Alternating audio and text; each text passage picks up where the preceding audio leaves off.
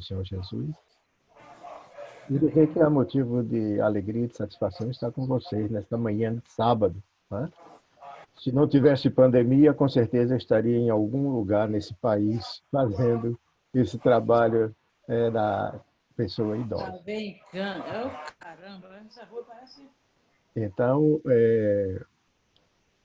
aí, graças a Deus, né, Deus providenciou essa nova tecnologia para que a gente não pudesse ficar calado como seu povo.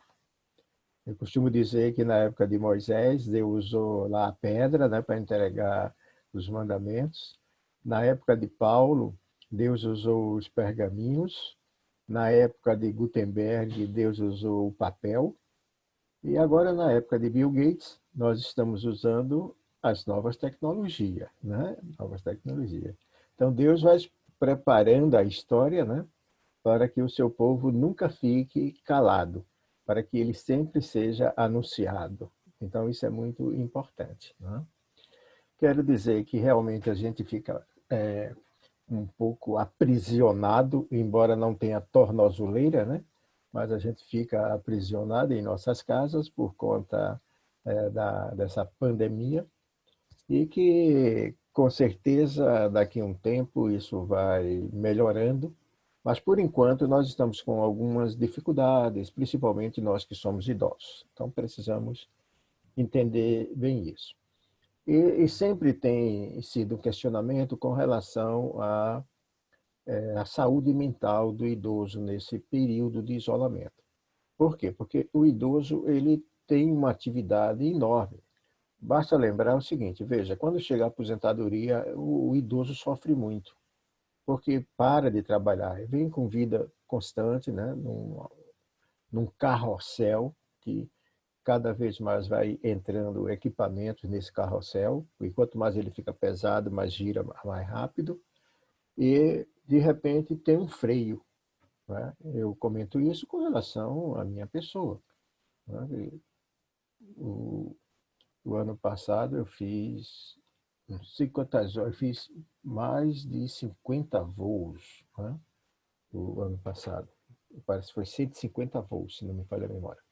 Então, o que é que isso representa no universo do idoso? É uma parada. E essa parada cria algumas dificuldades. E essas dificuldades têm um problema sério que a gente precisa tratar dessas dificuldades, porque enquanto a gente tem a ansiedade, a gente está tranquilo. A ansiedade é normal, todo mundo tem que ter, porque a ansiedade é que nos faz sentir que estamos vivos. Mas a gente não pode deixar essa ansiedade se transformar numa angústia, porque se ela se transforma numa angústia, você pode ir no caminho da depressão. Aí o negócio fica mais complicado. Então é importante que a gente trabalhe esse tipo de hábitos novos. E quero parabenizar a iniciativa de vocês de terem esse grupo, né? Estarem se reunindo, isso é muito bom.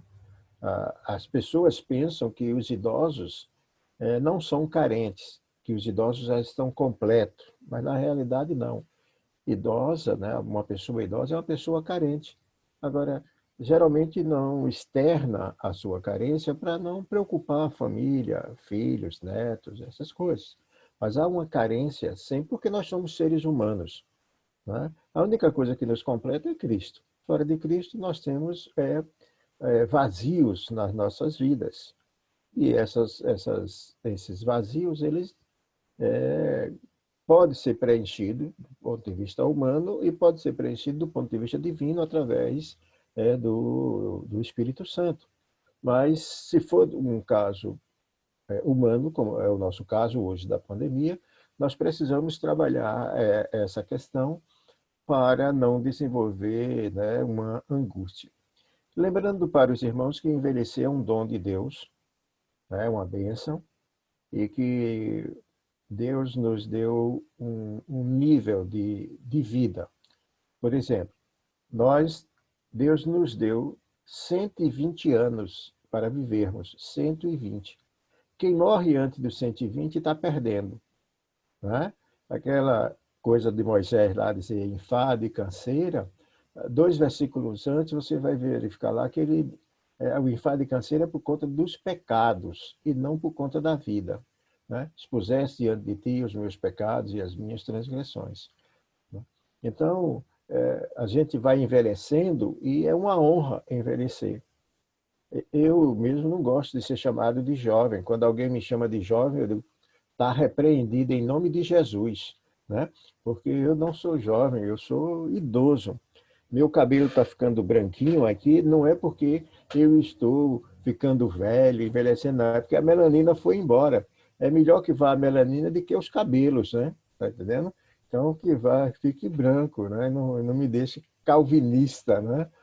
Tá certo? Estou usando óculos, não é porque eu envelheci, tem tantas crianças usando óculos, né? Então a gente pega tudo aquilo que é ruim e coloca como se fosse algo do envelhecimento. A gente parece brasileiro, né?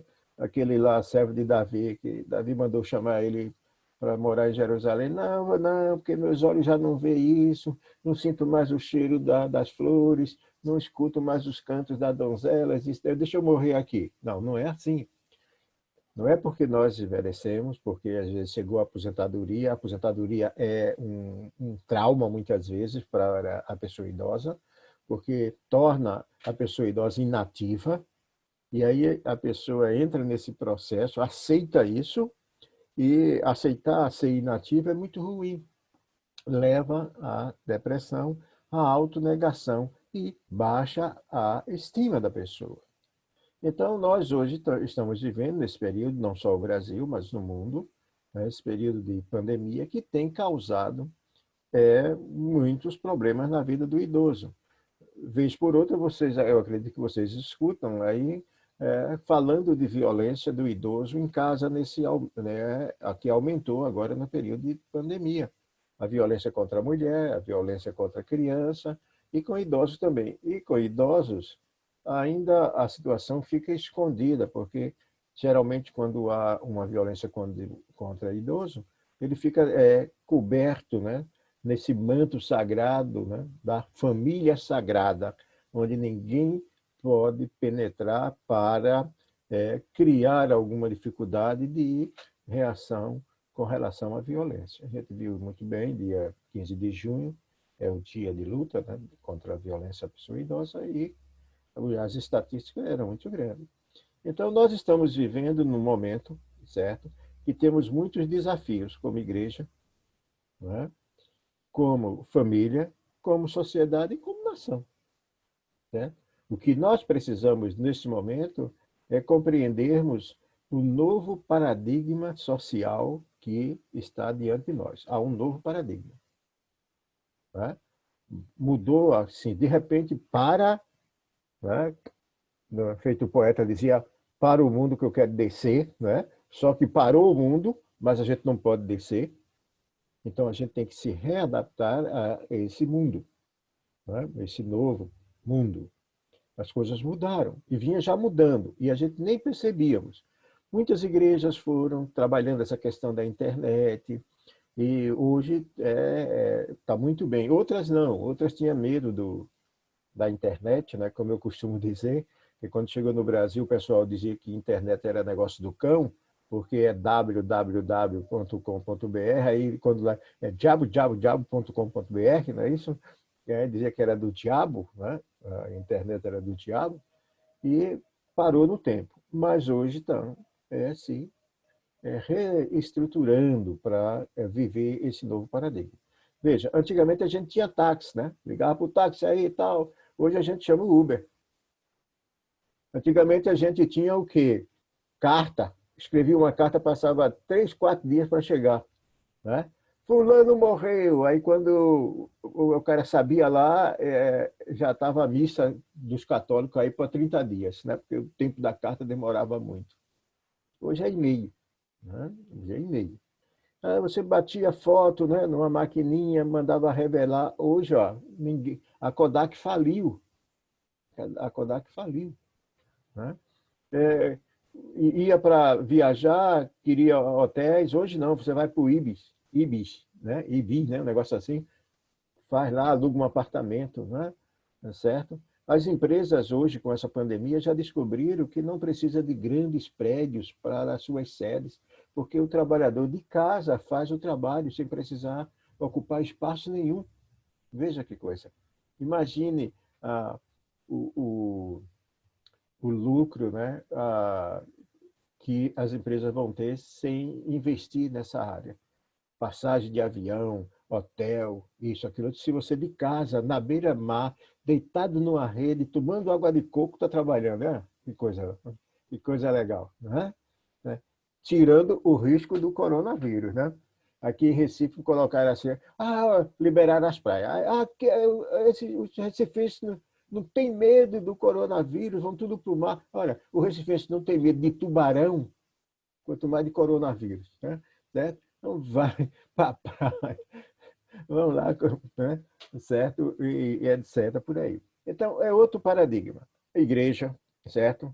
Há uma preocupação de saber se os idosos voltam para a igreja. A gente não sabe, certo? Está abrindo as coisas, mas a igreja ainda tem idoso, não deve ir para a igreja, né? Então, colocando isso, a gente não sabe quando a gente vai ter essa oportunidade. A gente pode ir para o supermercado, para a feira, andar no ônibus lotado, no metrô lotado, mas não pode ir para a igreja vazia, né? E devemos obedecer às autoridades, né? Devemos obedecer para não colocar em risco a própria existência da igreja, porque a Organização Mundial de Saúde, né, no começo do mês, estava acusando, né? São os eventos religiosos que estão disseminando a segunda onda do coronavírus, né? Veja, colocando a culpa nas igrejas já, certo? Então, vamos evitar. Enquanto a gente não pode, vamos ficar aqui na telinha, tá certo? Isso é muito legal aqui na telinha. Eu converso com os pastores, entendo, e eles dizem, olha, pastor, o, as finanças da igreja continuam tranquilas, as pessoas continuam dando dízimo, as suas ofertas, e vai tocando para frente, tá certo? Temos que entender isso. Agora, compreender primeiro esse paradigma. Não pense, olha, o pastor está dizendo que eu não posso ir para a igreja, é porque é o pastor que quer isso. Não, não é o pastor, não é o conselho. São as normas, então a gente precisa entender isso, tá? Entender isso. E que Deus está dando longevidade não é para a gente morrer de coronavírus, certo? Não é morrer de coronavírus. É lutar para chegar aos 120 anos, que é o piso, porque o teto é 969, né? Segundo a Bíblia, né? Matusalém lá, certo? Então, o que a gente precisa é isso. Então, se a gente consegue compreender esse novo paradigma social, o que é que vai acontecer? Nós vamos elaborar um novo plano de vida. Por exemplo, veja, você pede comida no supermercado, chega na sua casa. Você pede alimentação pronta num restaurante, chega na sua casa. Você precisa de remédio, pede na farmácia, chega na sua casa. Você pede verdura, vem tudo para a sua casa. Você paga tudo de casa no banco aqui, etc. Você nem precisa sair de casa, certo? Para fazer as coisas, porque tudo está chegando à sua porta. Vê que coisa legal. Você não está gastando gasolina para ir para o supermercado, ficando na fila do supermercado, certo? Se aborrecendo com o trânsito, porque você vai pedindo e as coisas vão chegando, né? Isso é muito bom, é um novo plano de vida, certo? Estudar, olha que coisa legal, educação à distância, né? Tá aí. Por aí a gente vai vendo que vai haver uma mudança considerável na vida das pessoas. E nós que somos também evangélicos, que temos sempre a tradição, vamos supor, do templo, a gente precisa começar a pensar um pouco nessa possibilidade de continuar conservadores e tradicionais em casa, sem se tornar um desigrejado, ok? Sem se tornar um desigrejado. Fazendo tudo, né? Você veja a situação aqui na Igreja Presbiteriana de Tegipió. Eu sou o auxiliar do pastor Gideão Ferreira, né? Desde que eu saí da Igreja da Boa Vista, não pude mais assumir igreja de tempo efetivo. E minha família, minha esposa, né? Minha família ficou frequentando a Igreja de Tegipió. E aí lá eles me consideram como pastor auxiliar. Só que o pastor, o mês passado, né, 2 meses atrás, ele sofreu um infarto, teve que ser operado, tem mais de 60 anos. Eu tenho mais de 60 anos, sou do grupo de risco, não por conta da idade, tem uma diabetesinha aí controlada, mas tem, certo? Então, o que acontece? A igreja está nas mãos de presbíteros que têm menos de 60 anos. Novo, né? Novo plano de vida, inclusive para a igreja. A igreja não tinha muita coisa com a internet, às vezes rejeitava até a questão da internet, mas agora já está se montando, se organizando e vem transmitindo todos os trabalhos, reunião de SAF, de mocidade, jardim de oração, culto da quarta-feira, reunião do conselho, tudo na telinha agora, tudo na telinha. Então, isso é um novo plano de vida com a igreja. Em casa nós já temos, e aí a sociedade começa a se organizar também através disso. Os empregos, mas já estava a reforma da Previdência já começava a pensar nisso, né? Nesse trabalho intermitente, esse trabalho em casa, né? Mesmo sem pandemia, já se pensava nisso. Então, veja, precisamos compreender esse novo paradigma, elaborar um plano, né? Um novo plano de vida, porque só assim a gente vai enfrentar o medo, né? O medo que proíbe hoje ou impede da gente ter a reunião presencial. Por que isso? Porque a doença existe, está morrendo gente. Só que, nesse país, inventaram que tudo que morre hoje é coronavírus. Né? Tudo que morre é coronavírus. Né? O cara está com 120 anos, morreu o coronavírus. Não, é o tempo, né? Tem os estragos da doença, tem tudo, mas infelizmente colocaram tudo na conta do coronavírus. E, além do mais, colocaram só sobre o idoso o ônus, como se o idoso fosse aquele instrumento de transmissão da doença. Então, pega o idoso, isola o idoso, limita o idoso, prende o idoso.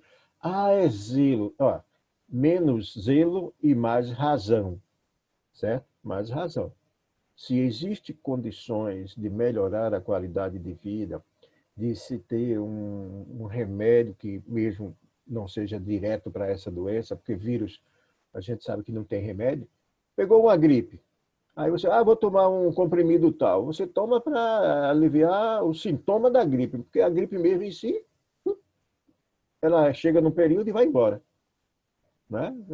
Sendo que agora esse vírus ele é mais forte, porque ele ataca, né, a respiração com mais intensidade, e o idoso já está fragilizado pelo tempo, né, ou por alguma doença, então não resiste à pressão que é grandiosa. Mas também se foi feito um grande medo. Logo no começo, me parece que foi aí em São Paulo, criou-se um carro, um caminhão chamado Catavelho, né? O caminhão passava para pegar os velhos, porque o velho saísse para a rua, ia, né, ser carregado. Depois inventaram que ia perder a aposentadoria. Então, parece que nós que somos idosos, o pessoal gosta de fazer meme, né? Ou então bullying, né, com a gente, né? Quando é criança, aí diz, corre que lá vem o velho do saco, não é isso? Aí, quando é agora, corre que lá vem o caminhão do catavélio, né? E por aí vai. E aí se coloca um medo terrível. A gente precisa conscientizar o idoso que a vida é um dom de Deus, é uma bênção de Deus. E não fazer isso de forma assim, terrorista, né? Se você for para a rua, você vai morrer, isso, aquilo, outro. Não. Conscientiza. Você precisa ir para a feira? Não, então não vá. Você precisa pegar um ônibus lotado? Não, então não pegue. Precisa tomar os remédios da doença, que às vezes já é crônica? Tome os remédios, certo? Tome os remédios, certo? Melhore a sua qualidade, né, de vida. Crie, né, anticorpos, né, ou resistência às bactérias com aqueles remédios, com a boa alimentação, com essas coisas todas. Só quando a gente pensar nesse paradigma social novo e elaborar um novo plano de vida, é que a gente vai perder o medo e aí certamente vamos voltar a nos reunirmos na igreja. Porque aparentemente, né, um dia desse eu não me lembro com quem foi o pessoal da SAF, eu acho que foi com Ana Maria, Assim, aí eu falando isso, aí uma irmã falou assim, ah, pastor, eu estou morrendo de saudade, quando eu voltar para a igreja eu vou correr e abraçar meu pastor. Não, não, minha irmã, não, pare, pare. Não corra para abraçar o seu pastor agora, né? Dê tempo, dê tempo, dê tempo. Né? Por quê? Porque ainda é um negócio, né, que a gente não sabe se pega, se não pega. Cada dia tem uma notícia nova. Virou o samba do crioulo doido, né, informações a respeito desse evento. Tá? Então, tem certo medo? Tem. Mas a gente precisa diminuir isso, porque se a gente ficar com medo, né, a gente entra num processo depressivo. Tá? Enquanto isso, procura fazer coisas em casa, trabalhar, escrever. Veja, eu tenho orientado os idosos para que eles escrevam sobre a sua vida, certo? Vai lá, lembra lá do passado. Eu criei uma série que eu estou publicando lá no idosonews.com e no YouTube, que é Quando Eu Era Menino. Então, quando eu era menino, aí eu vou contar aquelas histórias, uma história, né? Cada capítulo é uma história da minha vida, tal, certo? Na época das festas de São João, eu falei como era que funcionava isso na minha casa. Eu sou de tradição católica cristã, lá, minha família toda arraigada aos santos, isso, aquilo, outro. Eu era menino em casa e via como fazia as comidas, aquelas orações, aquele negócio tudo. Eu fui contar tudinho, né? Lá no fim, aí eu vou dizer, olha, gente, a nossa alegria hoje por João Batista não é nada disso. É porque ele é o precursor do cristianismo, ele foi o profeta, a Bíblia diz que não houve profeta maior do que João. Então, a alegria de João Batista não são as festas, as comemorações, mas quem é João Batista? Então, imagine aí na igreja, vocês agora, né, aí na sua igreja, vocês começassem a escrever a história da sua igreja. No final dessa pandemia, o pastor ia ter, o conselho ia ter tanta história para publicar um livro, ia contar a história da tua igreja aí. Aí é a história da tua vida. Então, aproveita para isso, para escrever quando era menino lá em Barbacena, tá entendendo? Então, vai lá, escreve essas coisas, certo? Que com certeza serão úteis. A próxima agora, que vai sair no Idoso News, que eu coloco uma vez por mês, é a história de um ônibus que rodava aqui na minha cidade, chamada Barriga de Cavaleiro, né, que é um bairro, né, que era de feirante, né, aquele caminhão velho. Então, eu conto toda aquela história, né, a respeito disso. Por quê? Porque nós precisamos ter uma readequação da vida diária. Não dá para ficar o tempo todo dormindo, não dá. A gente sabe que tem a insônia, não sei quantos de vocês passam por isso, mas tem a insônia. A gente dorme mais. O idoso tem, em média, 6 horas para dormir, 6 horas por dia. Aí a gente dorme depois do almoço, depois da janta, dorme toda hora, todo instante, gasta o tempo de dormir à noite. Quando vai dormir 10 horas da noite, só tem 2 ou 3 horas ainda. Aí 2 horas acordou, não dorme mais. Aí eu perdi o sono. Realmente, né? Porque existe esse processo de readequação da vida diária. Porque quando a gente faz isso, a gente trabalha a questão emocional da nossa vida, né? Da vida idosa. E é muito bom ter esse cuidado com a vida emocional. Porque quando você cuida dessa vida emocional, aí você vai começar a entender que, mesmo diante dessa pandemia, as possibilidades de restauração, né, física e mental, e até a restauração de fé e esperança, ela vai acontecendo, certo? É muito simples, às vezes, a gente dizer, não, acabou o tempo, né? Hoje a gente escuta muitas pessoas dizer assim, o ano 2020 está perdido. Não, não está perdido. Ele é um ano diferente, né? É um ano atípico, né? Que a gente tem que saber lidar com esse novo ano, né? Esse novo ano. Nenhum ano é perdido na perspectiva divina. Lembra? Moisés, com 80 anos, ele liderou o povo do deserto, libertou do Egito e liderou no deserto. Morreu com 120 anos.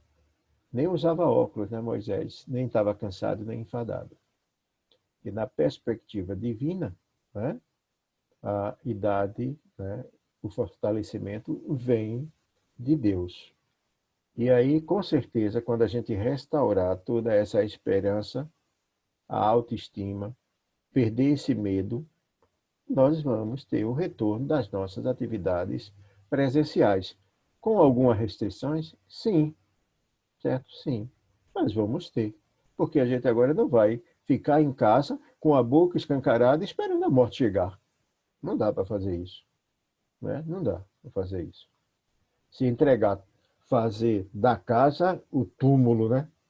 Ah, nós não somos faraós, que faz uma casa e para quando morrer depois voltar aí não sei o que lá, não, não é por aí. Né? Então, o que nós precisamos é elaborar esse novo plano de vida, que é importante para nós. E aí vem o quê? Tem alguns cuidados, algumas atenções, né? Do ponto de vista mental, do ponto de vista emocional e até espiritual. O grande dilema dos idosos hoje é com relação à ceia, né? Como é que eu vou tomar a ceia se eu não vou para a igreja? Eu tenho orientado os pastores, os colegas, que vá até a casa do idoso e celebre a ceia lá na casa do idoso, como faz quando o idoso está doente. Como é que a gente faz? A gente não vai à casa lá do idoso ou da pessoa que está doente? Só que tem algumas restrições. Eu não vou entrar na casa, eu vou ficar fora da casa. Né? Eu não vou levar os elementos prontinhos, eu vou pedir para que a família prepare lá o pão e o vinho e depois da celebração participem. Eu posso até levar o meu e compartilhar também ali naquele momento que eles estão comendo lá o pão e o vinho que eles prepararam e assim o que eu preparei, certo? Vai ter que ser isso. Me perguntaram no dia 20 naquela live da IPB se esse negócio de internet veio para ficar. Claro que veio para ficar. E a gente tem que pensar agora no ano 1 milhão. O ano 1 milhão. A gente está em 2020, mas a gente tem que pensar no ano 1 milhão. Eu não sei nem o que, é que vai acontecer se Jesus Cristo não voltar. Né? Mas o que é que acontece? A gente vai ter que se adaptar a essas novas tecnologias? Vai. Esses novos momentos? Vai. Então, para evitar a propagação do vírus enquanto não tiver uma vacina, a melhor coisa que tem é nós que somos idosos entendermos a situação e a igreja fazer essas adaptações, certo? Vai lá, celebra a ceia, você toma a ceia. Ah, mas eu não estou na comunhão. Está sim, está na comunhão. Está na mesa. Lembra que a celebração cristã sempre é ao redor da mesa? Culto doméstico, né? A mesa, certo? Está na mesa. A mesa hoje, infelizmente, né? A mesa virou apenas um instrumento de sustentação para a refeição. Não virou um momento de comunhão mesmo. Né? Nós temos perdido muito isso com o tempo, né? Por conta do esfriamento da sociedade moderna, ou porque não soubemos fazer algumas adaptações, né? A gente muito tradicional, às vezes não quer fazer adaptações. Hoje todo mundo tem horário individual, mas é preciso fazer uma nova leitura da vida cristã, tá? Para preservar a vida. Outra coisa, eu tinha falado no começo que se alguém quisesse me interromper, podia me interromper e fazer alguma pergunta, tá certo? Fique à vontade, tá bom? Não deixe tudo para o fim, porque às vezes termina a gente esquecendo. Se você quiser fazer alguma Eu pergunta. tenho, pastor. Sim, Denise. Não é bem uma pergunta, mas aquela colocação que o senhor fez sobre ansiedade. Eu sempre pensei, aliás, eu penso, né, que existe ansiedade boa e ansiedade ruim. Mas sempre fala que qualquer ansiedade que não é para nos atingir. Eu gostaria que o senhor explicasse isso, porque eu acho que nós temos o mesmo pensamento. Porque a ansiedade ela é normal, ela faz parte, ela é a razão da gente fazer as diferenças, né? A gente se sentir vivo. Alguma coisa está existindo e eu estou sentindo aquilo. Tá? Agora, geralmente as pessoas dizem assim, vamos fazer uma crítica construtiva. Não existe crítica construtiva, né? Crítica é crítica, né? Tá entendendo? Crítica é crítica. Aí o que acontece? É feita ansiedade. Eu nunca me percebi analisando ansiedade boa ou ansiedade ruim, certo? Agora, quando ela é muito forte, né, ela pode virar angústia, talvez seja aí, né, porque a angústia vai levar à depressão, né? Então, a gente precisa ter esse cuidado de não ficar tão ansioso que ficar angustiado. E a angústia ela vem com uma preocupação constante, aquilo não sai da cabeça o tempo todo, e você não consegue fazer nada porque está focado só naquela coisa que não é boa. Às vezes é um problema, né? E, geralmente, problemas não é coisa bem-vinda na nossa vida. Os problemas são sempre algo que nos desafia. E esse desafio, muitas vezes, na nossa fragilidade, a gente não tem como conseguir realizar alguma coisa, né? Você me perguntar, alguém com 80 anos ou 100 anos, perguntar para você o que é que eu devo investir na minha vida, né? Quando eu era pastor na igreja presbiteriana de Tigipió, uma senhora com 82 anos chegou no meu gabinete e a proposta dela, quando eu perguntei o que é que ela, né, que eu podia ajudar, ela disse: nós queremos casar. Ela chegou acompanhada com 82 anos e querendo casar, né? A minha formação acadêmica, eu sou antropólogo. Então, eu já vi muitas histórias de casamento de pessoas maduras, envelhecidas, nas tribos, isso pelo mundo, né? Mas o que é que acontece? Eu tomei um susto, porque eu não esperava que fosse algo assim tão, né? E ainda me deu um susto maior, porque era com 82 anos e o noivo tinha 36 anos, né? 36 anos, né? Bem novinho, né? A pessoa... E vocês estão rindo aí, isso é preconceito. Por que a mulher idosa não pode casar com um cabra jovem? Né? O homem idoso não casa com uma menina nova, e por que a idosa não pode casar com um jovem? Né? E quando eu perguntei para ela por que ela tinha escolhido, os dois eram membros da minha igreja, tá? Eu era o pastor dos dois. Quando eu perguntei por que ela tinha escolhido ele, aí ela disse: pastor, o senhor acha que eu vou me casar com uma pessoa mais velha do que eu? Eu não quero ser enfermeira, não, pastor. Eu quero curtir a vida, tá? Né? E pronto. E eu fiz o casamento. O filho dela é um juiz. O juiz entrou com ela na igreja, a igreja lotada, as netas jogando pétalas, certo? No final lá da cerimônia, eu nem botei uma cadeira para ela sentar. Ela estava tão durinha que eu nem coloquei uma cadeira para sentar, tá? Ela fiz a cerimônia ela em pé lá o tempo todo. Quando eu chego lá no salão de festa, sabe o que eu vejo? Ela colocando comida na boca do noivinho lá. E as solteironas lá, tudo babando porque estava ficando no caritó e ela casou. Tá entendendo? Certo? A proposta de vida dela, veja, foi uma proposta, né, de tocar a vida. Eu achei interessante, curtir a vida, com 82 anos, certo? Então, muitas vezes, antes dos 80, a gente já entregou, né? Não quero mais nada. A cultura brasileira, né? Ela era muito assim: mulher, quando envelhece, tem que cuidar de netos, né? De netos. Aí fica o tempo todo: quem pariu o Mateus, que balance, mas não faz nada disso, né? Os filhos não botam o nome dos filhos de Mateus para balançar, né? Então vai balançar a avó, né? A mulher vai cuidar de neto e o homem vai fazer medo de menino, né? O homem vai fazer medo da menina. É uma coisa impressionante. Eu fui para uma reunião da executiva do Supremo lá em Barueri, ali no Mackenzie, quando eu era fazendo Mackenzie, e peguei um avião até Campinas, e de Campinas para Barueri eu peguei o ônibus da Azul e sentei ao lado de uma senhora com a criança. No meio do caminho, a criança começou a chorar.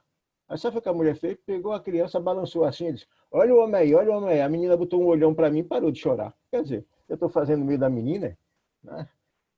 Eu não estou envelhecendo para fazer medo a menino, certo? Não estou envelhecendo.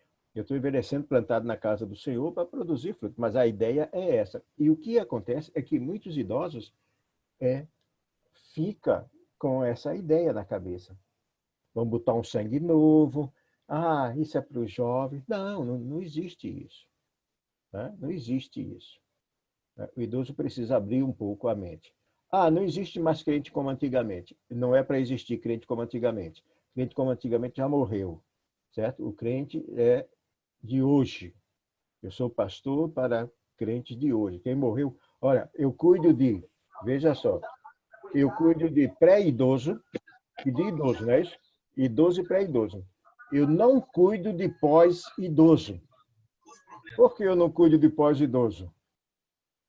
Porque o pós já foi, já morreu, não é isso? Então, eu não cuido de pós-idoso. Então, resultado, a gente precisa se valorizar, ter a autoestima e melhorar a nossa qualidade de vida agora, nesse período de isolamento social. Se vocês tiverem necessidade de ir a um banco, etc., e não puder ir, chama alguém, se não tiver alguém na família próximo, chama alguém da igreja que possa fazer isso. E isso pode ser feito até em casa, né? Porque tem muitos idosos que não têm o acesso a novas tecnologias, então a gente faz em casa. Como eu faço isso? Puxa, você tem sua conta bancária que você mexe aí no computador. Se tem um idoso que não pode pagar a conta de luz numa casa lotérica ou num banco, pega esse dinheiro dele e a conta, paga aí na tua conta, tira o recibo, junta o recibo e entrega para ele. Evita de você ir para o banco e evita que ele também vá para o banco. Então, isso pode ser feito com a maior simplicidade, não tem problema nenhum. Não tenha medo da internet, certo? Ah, tem alguém dá golpe, isso, aquilo, outro. Calma. O banco é responsável pelo aplicativo que ele oferece aos clientes. Então, a gente anuncia quase que diariamente golpes no idosonews.com, em que o banco tem que ressarcir o prejuízo da pessoa idosa. Então, não tenha medo disso, tá certo? Então, o que nós precisamos é ter essas questões, né? Essas questões em mente e entender que você não pode ver a vida do ponto de vista negativo. Não pode ver a vida do ponto negativo. Agora, aí também precisa da ajuda da família, tá? A família é importante nesse momento. A minha filha, quando vem aqui em casa, ela não entra em casa. Ela, por conta dela mesma, ela não entra em casa. Ela chega até a área, né? Entra no portão, chega até a área do jardim, para o carro, a gente fica uns 2 metros de distância conversando, mas diariamente, à noite, ela liga aqui para casa para conversar com a mãe, para conversar comigo, diariamente. Saber como se a gente está precisando de alguma coisa, isso, aquilo, outro. Até se está precisando de aporte financeiro, né? Como eu não posso ir ao banco, aí ela pode, o esposo pode, que são jovens. Então, o que acontece? Ela vai lá e tira dinheiro e chega aqui em casa, me entrega e eu deposito na conta, repasso para a conta dela, certo? Agora, a família tem que dar um apoio. É importante isso. Se você tem idosos na sua família, nesse momento, apoie. O grande medo que eu tenho hoje com relação ao idoso é que as GLPIs, a família botava o idoso no abrigo e não ia mais lá. E agora, com a pandemia, a situação piorou bastante. Piorou bastante. E o abrigo pode ser a sua casa. De repente, eles não irem mais na sua casa. Não é por causa da doença mais, não. É porque perdeu o interesse pelo familiar. Certo? Perdeu o interesse pelo familiar. Lembra que 52% da violência que o idoso sofre são dos filhos. 11% dos netos. Então, é um índice muito alto. Então, essa pandemia pode criar uma situação complicada para o idoso. E aí, a igreja tem que entrar. Olha, a Política Nacional do Idoso, a Constituição Federal, o Estatuto do Idoso, todos determinam que quem tem que cuidar do idoso, em primeiro lugar, é a família. E a Bíblia também faz isso. Paulo vai dizer que aquele que não cuida dos seus idosos é pior do que os ímpios. Então, a gente precisa cuidar dos nossos idosos. A Igreja Presbiteriana é uma igreja que tem um número um índice superior a 16% de idosos já. E a Organização Mundial de Saúde diz que quando um país tem 8,3% de idosos, já tem que ter políticas públicas para o envelhecimento. E nós, como igreja, nós estamos trabalhando para a gente também ter políticas eclesiásticas para o envelhecimento. E essa política eclesiástica vai passar por acessibilidade. Né? Imagina um idoso cadeirante chegar na sua igreja, não sei se tem acessibilidade. Um pastor cadeirante indo, não sei se tem acesso ao púlpito da igreja, se tem acesso aos sanitários da igreja. Né? Tudo isso, a inclusão, né, do idoso do ponto de vista digital. No dia 15 nós fizemos uma live sobre isso, sobre a inclusão do idoso. A igreja tem que começar a preparar essas coisas. E também a inclusão do idoso nas atividades da igreja. Ah, presbítero, não, já terminou o meu tempo, isso, aquilo. Não tem isso não. Temos que ter sempre isso que vocês estão fazendo. Espaços abertos para os idosos. Tem uma repap lá em Floresta, no Acre, que uma vez por mês o grupo de idosos se reúne para ensinar as crianças a fazerem brinquedos de material reciclado. Coisa legal, sabe? Eu estive lá, a minha neta ela cursa enfermagem aqui na universidade, e eles tinham feito lá um bonecozinho de tampa de garrafa. Lindo, lindinho mesmo, um negócio de arte espetacular. Isso aí eu vou comprar para levar para minha neta. Né? Por quê? Porque eles fazem essas atividades. E tem outras, né? Lógico, agora parou por conta de tudo isso, mas o idoso tem que ter espaço. Nós temos lá em Minas Gerais uma igreja que faz um acampa dentro para idoso. Imagina, acampa dentro para idoso. Se reúne no sábado, de manhã começa a chegar as camas, a rede, os colchões. Então, sábado já começa a atividade, à noite tem o café, a janta, né? Estilo lá mineiro. Depois, essa última mesmo, a gente fez a palestra. Depois foi para o salão de festa da igreja. Eles montaram um cenário de uma roça com carro de boi, jarro. Contrataram lá 2 violeiros para tocar viola e cantar aquelas músicas antigas, né? Certo? E brincar. Olha o macaco na roda, lá em cima tem um tiroliro, né? Comadre, minha comadre, como eu gosto da sua pequena. Quando deu meia-noite, a gente encerrou. No outro dia de manhã, café da manhã, escola dominical, almoço, tchau. Então, veja, acampa dentro para idoso, e geralmente só faz mais para os adolescentes. Então, a gente precisa abrir esses espaços. Né? Quando voltar, né? Abrir esses espaços. Enquanto isso não acontece, o que é que a gente tem que usar? Fazer visita virtual. Você pode marcar uma visita a uma pessoa idosa pelo smartphone. Naquele horário você vai fazer o que a gente está fazendo aqui, conversar, se divertir, rir, tomar um chá, né? Com torrada, essas coisas todas. Fazer visitas virtuais. Essas visitas remotas, ela é importante para a vida das pessoas idosas, tá? E se aí vai mais para a igreja, né, para o conselho, se tiver algum idoso que tenha dificuldade com a internet, que não tem acesso à internet, quem sabe, né, o próprio conselho financiar a internet para esse idoso, para que ele possa ficar conectado com as atividades da igreja, já que os idosos são fiéis, né? As pessoas idosas são fiéis, também são dizimistas, etc. Então, eu acho que nesse momento compete também a nós que estamos na liderança da igreja dar suporte, né, virtual aos nossos idosos. Isso é importante, né? É muito importante. Gente, eu estou só falando e ninguém não está nem aí, né, se manifestando. Então, vocês estão me ouvindo mesmo? Estamos sim, pastor. Certo. Então, faça uma pergunta aí também, para eu não ficar falando sozinho. Reverendo, eu tenho uma pergunta. Eu chamo Juliana, faço parte da comissão de visitas da nossa SAF. Parabéns. E eu tenho encontrado bastante dificuldade nessa parte que o senhor falou. Perdi o som, Juliana. Seu microfone está fechado, né? Eu fechei sem querer. Eu tenho encontrado, na maioria das irmãs, um pouco de um discurso terrorista, né? De que você viu o que aconteceu, você viu quantas pessoas morreram, a Globo avisou que vai vir uma segunda onda.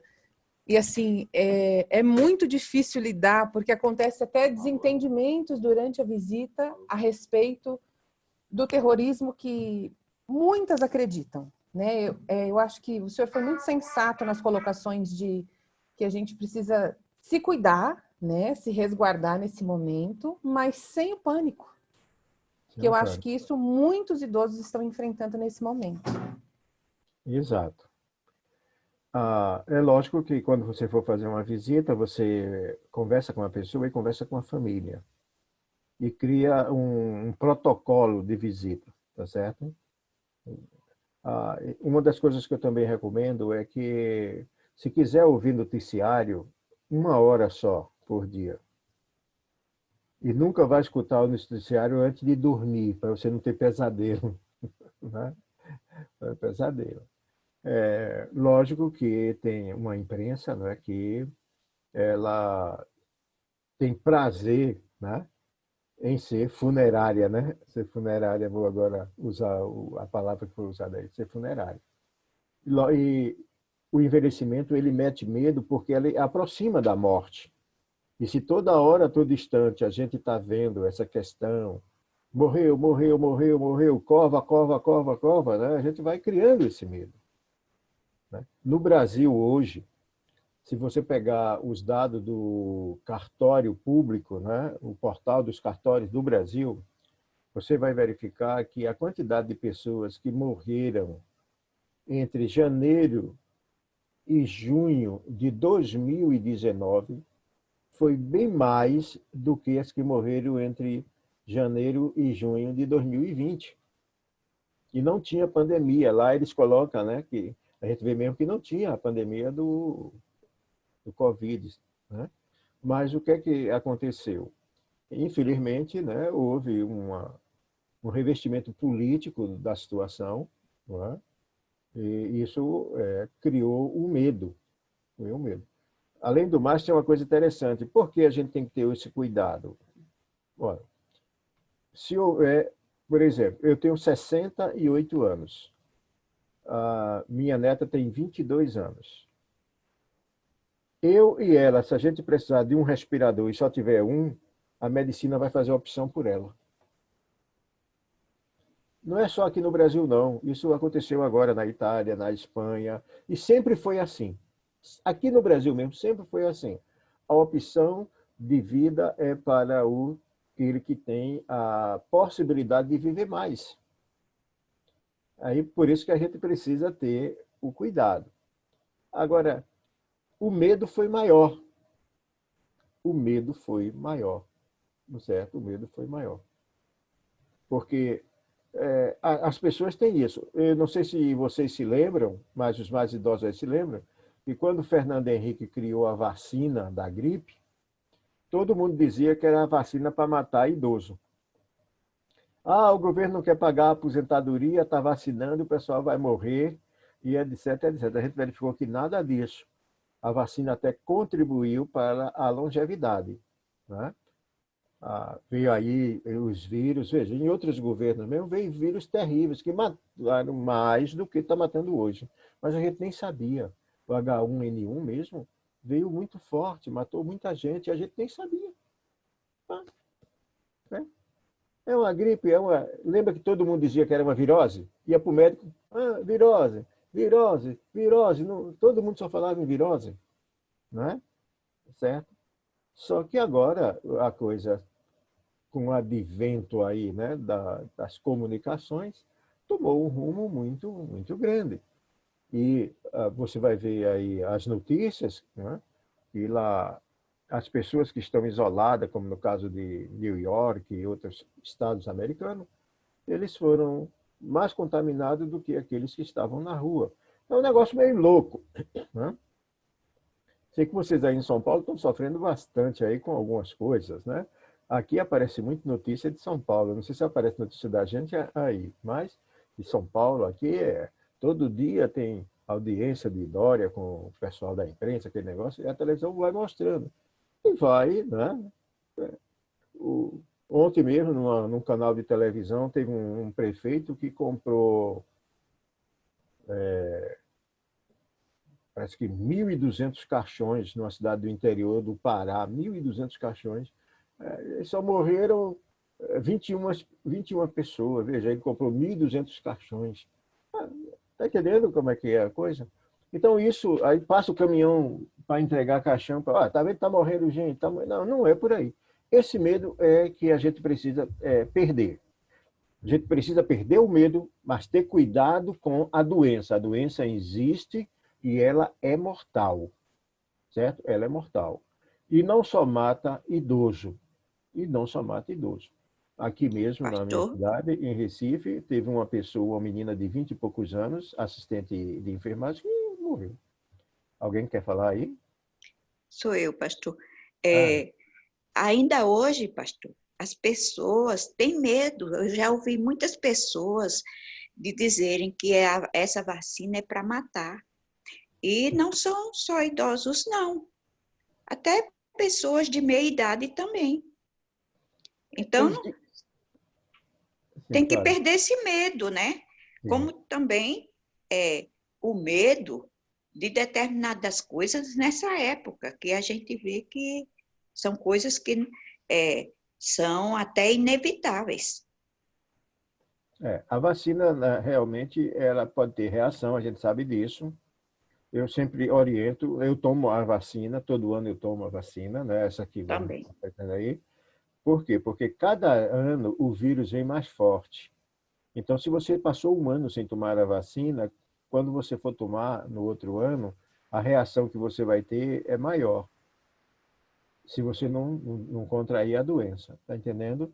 Então, é importante que se mantenha o calendário de vacina em dias, certo? A vacina ela não é agora para matar. Agora, existe um movimento, veja, internacional, um movimento mundial, falando mal de vacina, né? Dizendo que vacina é para matar, isso, aquilo, outro, para diminuir. Né?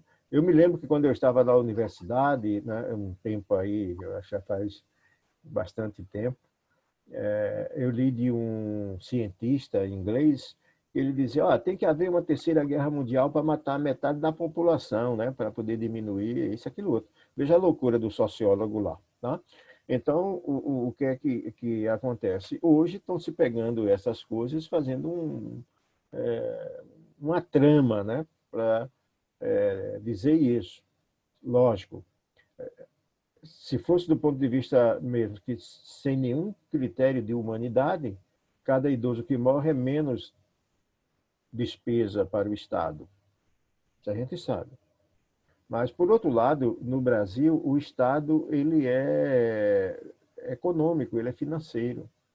Certo? Ele é tão financeiro, o Estado brasileiro é tão financeiro, que, por exemplo, pena de morte não vai chegar no Brasil nunca. Por quê?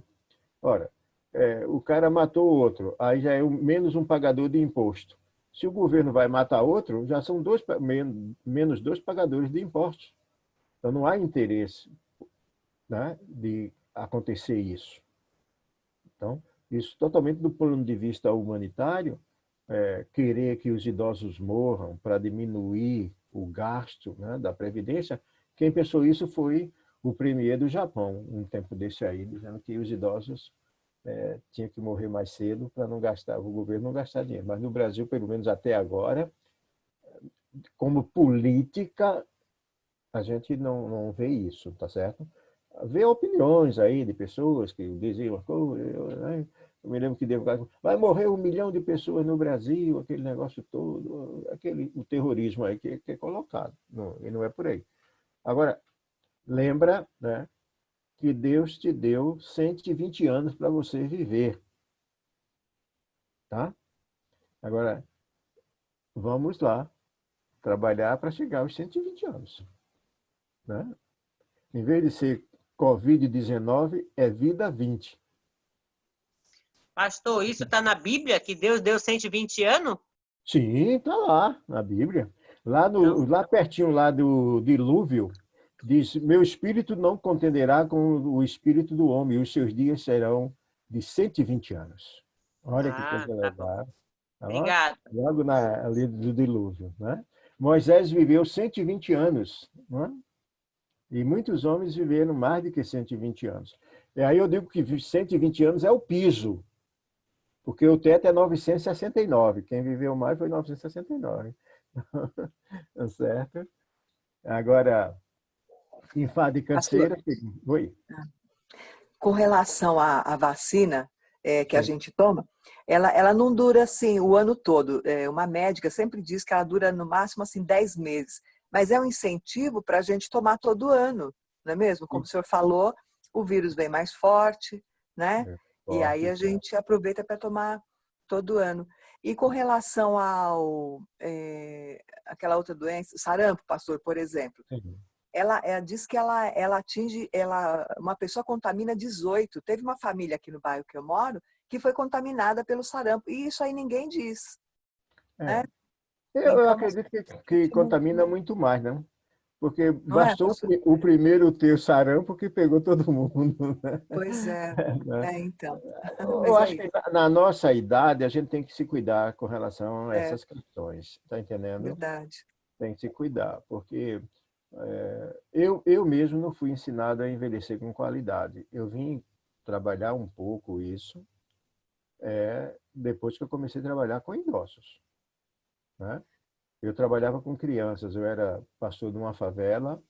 Lá nós tínhamos o melhor projeto da Visão Mundial na América Latina, que era lá em Jardim Uchoa. Nós tínhamos o apadrinhamento de 900 crianças. Depois, quando eu fui para Boa Vista, eu fui trabalhar com idoso. Aí eu comecei a trabalhar com idoso. Então, na igreja da Boa Vista, eu tive muitos... eu fui para a igreja para restaurar a igreja. Graças a Deus, Deus restaurou a igreja. Só para vocês terem uma ideia, o culto de oração na quarta-feira na nossa igreja era 400 pessoas, num culto de oração. Certo? Então, Deus restaurou aquela igreja e eu comecei trabalhando com idoso e fui desenvolvendo esse trabalho com os idosos. Então, o que eu posso fazer é estar orientando, me certificando. Hoje mesmo, se vocês entrarem lá no Idoso News, vocês vão encontrar que tem notícia que eu coloquei hoje de idosos que... uma idosa mesmo, que cortaram o plano de saúde dela, era com 81 anos, e ela era viúva, né? De um ex-marido. Né? O ex-marido dela morreu e ela estava dentro do plano, a empresa quis cortar, a justiça lá do Rio Grande do Sul garantiu que o plano de saúde cuidasse dessa idosa. Então, eu fico sempre buscando as orientações para passar para esse universo, para que a gente possa... entender a bênção de Deus e não deixar ser levado por esses medos. Eu acho que o grande problema nosso hoje é o medo, a aproximação da morte, né? Até eu brinco assim, se a morte é um descanso, eu prefiro viver cansado, né? Filosofia de para-choque de caminhão, não é isso? Certo? Então, na realidade tem isso. Eu vou morrer no dia que Deus realmente determinar. Agora, é aquela história. Não cairá uma folha sem que seja um propósito de Deus, não é isso? Mas eu posso chegar na árvore e arrancar folha. Então Deus está me dando vida. Então, para que eu cuide dessa vida. Tá? E a Bíblia diz que Deus dá longevidade a quem Ele ama. A gente tem várias longevidades, né, como bênção dada por Deus. Amar pai e mãe, né? Trazer o dízimo à casa do Senhor. Mas cuidar da natureza também, certo? Nos dá longevidade. Fazer justiça também nos dá a longevidade. Então, existem vários versículos na Bíblia que nos dá a longevidade quando a gente atende o propósito de Deus. Não é? Então, se o propósito de Deus é vida nesse momento, eu não vou dar chance ao corona. Certo? Eu vou me proteger. Né? Aqui em casa... máscara, tá entendendo? Se a minha esposa vai botar o lixo, de manhã é com máscara, se vai atender, se eu vou atender as pessoas que trazem as coisas que a gente pede, é tudo de máscara. Entrou, pegou em alguma coisa, entra, vai lá, lava as mãos, certo? Tem todo esse cuidado, certo? E aí eu não vou ficar assim, não, Deus vai me proteger. Eu sei que Ele protege, mas eu não posso tentar o Senhor Deus. Lembra de Jesus lá no deserto? Não é? Não vou tentar. Eu vou aproveitar na orientação dele aquilo que é melhor. Certo? Aquilo que é melhor. Alguém pode perguntar, alguém me pergunta assim, pastor, qual é que você está sentindo muito, sua falta com relação nesse período de pandemia? O que é que você está sentindo mais falta? Aí eu disse para a pessoa, estou sentindo mais falta do avião, né? Por que o avião? Porque o avião? Porque tinha semana que eu pegava 4, 6 voos por semana. Então hoje não, eu estou voando na internet, né? Estou voando na internet. Então é importante que você tenha o cuidado, tá certo? E a secretaria, ela está sempre à disposição. Olha, se você quiser a cartilha REPAP, essa aqui, certo? A cartilha REPAP, você pode entrar lá no site Idoso News, que ela está lá, tá certo? Se você precisar dessa cartilha aqui, ó, o Eu Voluntário, certo? Essa cartilha, ela está lá. Essa cartilha aqui, ela prepara pessoas, né, que agora está muito importante, porque ela prepara uma pessoa para apadrinhar um idoso, de forma que aquela pessoa fique, por semana, né, tem a responsabilidade de visitar por 2 horas um idoso. Então, a cada semana, 2 horas, você vai lá e vai lá visitar o idoso. Nós temos aqui, inclusive, formulário de acompanhamento, certo? Formulário de acompanhamento para perguntas que são feitas, é feita uma cartilha para você acompanhar. Aqui não tem nada a ver com o cuidador de idoso, tá certo? Aqui é o voluntário, é uma pessoa que se dedica a dar 2 horas por semana para cuidar do idoso, saber se ele está tomando a água, tomando o remédio, porque muitas vezes o idoso está em casa com a família, mas ele é invisível. A família não dá muita atenção com relação ao idoso. Lá também no nosso site, nós estamos publicando os capítulos de um livro que eu lancei lá no Encontro da Consciência Cristã. Esse livro foi feito para lá, mas eu não lancei lá, mas a proposta foi discutida lá. Nós temos um livro que é Envelhecimento, Cuidado Familiar. Então lá, tem já um capítulo do livro que vocês também podem baixar, podem ler, podem trabalhar isso aí. Porque nesse período aqui eu não estou saindo nem para Correios, né? O Correio. Por quê? Porque é a questão de distanciamento, saída, isso, aquilo, outro. Então eu não estou podendo. O pessoal que às vezes quer comprar meus livros, eu digo, não estou vendendo, está suspenso a venda, porque eu não tenho como ir para o Correio mandar malote de livros, certo? A secretaria também tem o estatuto que eu acho que vocês conhecem, né? O Estatuto do Idoso, que muitas vezes ele é usado até para evangelização. O PH aqui de uma igreja aqui em Recife, né? Ela visita os hospitais, né? A proposta dela, antes da pandemia, né? Visitar os hospitais, e ao invés de levar um folheto, ele levava um estatuto, porque ia falar do direito do idoso e aproveitava o direito do idoso para mostrar, né, que nós fizemos um apêndice aqui, ó, no estatuto, que é um apelo evangelístico, né? Venha a mim todos vocês que estão cansados e carregados, né? Está preocupado? Aí tem um versículo. Está humilhado? Tem versículo, né? Está triste? Tem versículo.